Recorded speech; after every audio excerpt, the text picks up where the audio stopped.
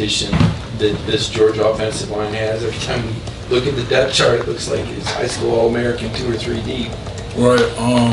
I guess the first thing I would start off with is the amazing job that we have as far as recruiters here in the organization, getting people like myself and all of my teammates, like you said, usually always All-Americans or top-tier players regardless. And the other thing is the type of players that we want to have here is a type that work hard no matter whether you're not necessarily in the rotation right now, you're a freshman coming up, coming in with the same mindset to get better every day and just going back to our core principles.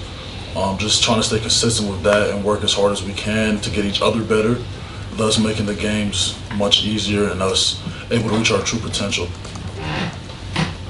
Michael, what was last season like for you getting to be more regularly out there, being part of that rotation, and just getting to play the role you did over the course of the season? Obviously, it was a blessing. Like was just previously mentioned, all the hard work that we all put in. Just accepting my role and knowing that if my number was called up, just gonna have to go out there and perform, and that can go for any one of us in the offensive line room because of the work that we put in throughout the week. Micah, Kirby talked about you a little bit ago about kind of how guys know when you pull around or when you move up to the second level to block that you're kind of getting there with bad intentions.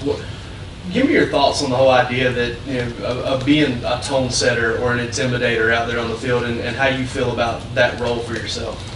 It's one of my favorite things. I like running into people, running over people. I'd say. It's just a mentality. Their mouthpiece better be in because mine's in and I'm coming for you. That's about it. Yeah, Mike, I'm curious at what point in your football career you noticed that when you hit people, they moved a little bit differently. And at what point when you got here at Georgia did you realize that ability was kind of transferring over from high school to college? I guess I noticed the ability had to be sometime in high school when I started playing offensive line because middle school I was D-line, so sometime in high school. And I guess it would have to be a practice either my sophomore year or early junior year whenever I did one of the pool plays, realized, hey, I got it still, so that would be it. Yeah, what's your relationship like with Dylan Fairchild? You guys come in the same class together. You guys are competing at left guard together. Can obviously be a little bit of competition there, but I get the sense that you guys both have a real admiration for each other as well. Yeah, it's actually funny. Dylan, he went to West Forsyth, so I played him 2 times back in high school. So me and Dylan go way back before we even knew we were going to end up being teammates. So like you were saying, obviously, we just want to get each other better, pushing each other all the time, obviously. But at the end of the day, that's my brother. We've been through a lot together, all the practices, runs, stuff like that. So it's definitely something great, because whenever it's 2 solid players like me and Dylan just getting each other better, just at the end of the day, it's making our team better, and that's the goal. What can you tell us about Ernest Green, and what is it like playing beside him? It's awesome. Ernest Green, don't tell him I told you guys this, but he has some of the best feet I've ever seen in a tackle. I know I mess with him a lot, but it's awesome, especially seeing him grow up because I was here before him, to see him develop from how he was when he first came in, and now still, even though he plays still, it's still night and day now, just seeing how much he's developing. I really, really appreciate him, all that he does for me, and just working with him is amazing.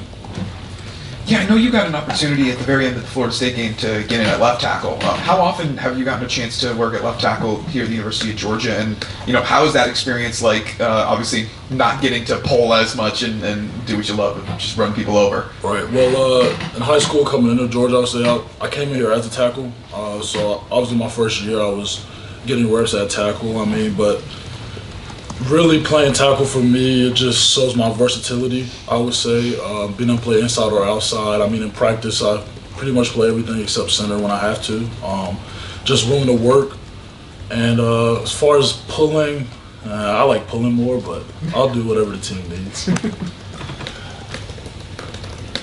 Micah, you played at Camden County, right? Yes. You played for Coach Aaron, legendary high school coach, and Right. just retired. Just what was it like playing with him, and what lessons did you learn and you take here?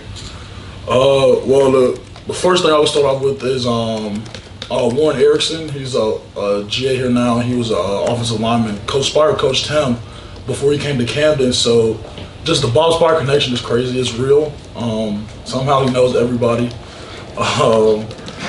And just him being able to coach me in my time in Camden was honestly pivotal in how I got here, if I'm being honest. Just him believing in me, throwing me out there as a freshman, allowing me to, learn the hard way. Everything wasn't always pretty, but I mean, eventually it turned me into a solid football player, and I really appreciate him. And I'm just honored and blessed to be able to have him as a head coach.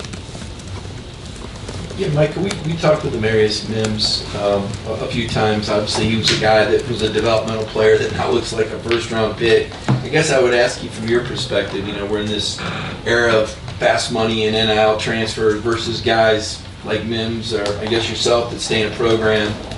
At what point do you process the value of building an NFL resume versus maybe the quick deal somewhere else? As far as me and my mindset towards that stuff, I would say it starts whenever you commit to a school. Commitment is for better or for worse. Things might always not work out how you want it to, but you keep pushing. You'll feel better for staying and knowing that you gave it all you had than leaving and choosing another route, but that's just my mindset. And some people feel like that they have a better opportunity somewhere else, and you can't knock them for that either. Michael, when we've talked to other players like Tate, he's talked about the connection in the offensive line room and just how close you guys are. How does that show up in the competition, in the way you guys go against each other day after day? Talking about like offensive line or us against the The offensive line. I guess it starts with Indy, with Coach Searles. Just put each other knowing the standard from whether it's T-board drills, punch and reach, touch punch, just making sure that we know each other's best and we know what it looks like. So just trying to make sure that we get that out of each other every rep. Yeah, I asked Ernest a little bit about this, but facing guys like Warren Bridson and Azir, you've been facing them for 3 years now you get to do it again. First of all, just how have those two kind of made you better and made you a better player over time, but how has it been now getting to face them again, and since you know each other's tendencies, now having to mix it up a little bit? Well, just like the cliche is, iron sharpens iron. Those guys are vets here. They know the defense. They know our offense when we practice against them. Just having such stout guys and powerful defensive linemen like Warren Brinson and Nas, it gets us better still at the end of the day because we go against them every day, Monday through Thursday, and then it makes Saturdays when we go against another great opponent. We've been practicing for, we've been prepared for, so it gives us our best shot. Yeah, Mike, obviously during practice, you mentioned playing tackle, and you're obviously getting a ton of reps. But during a game, you guys are still playing a 3-man rotation at guard, or will be, or were last year. Right. How do you keep yourself hot on the sideline when you know you're going to eventually go back in, but you're not in now?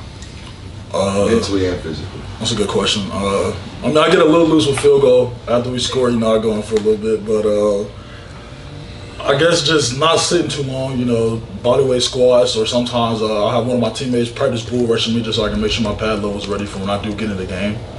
And then as far as mentally, just knowing what has to be done, mission team me, that's our mindset, just remembering the mission, and I will do it for the team, and then I'll be ready.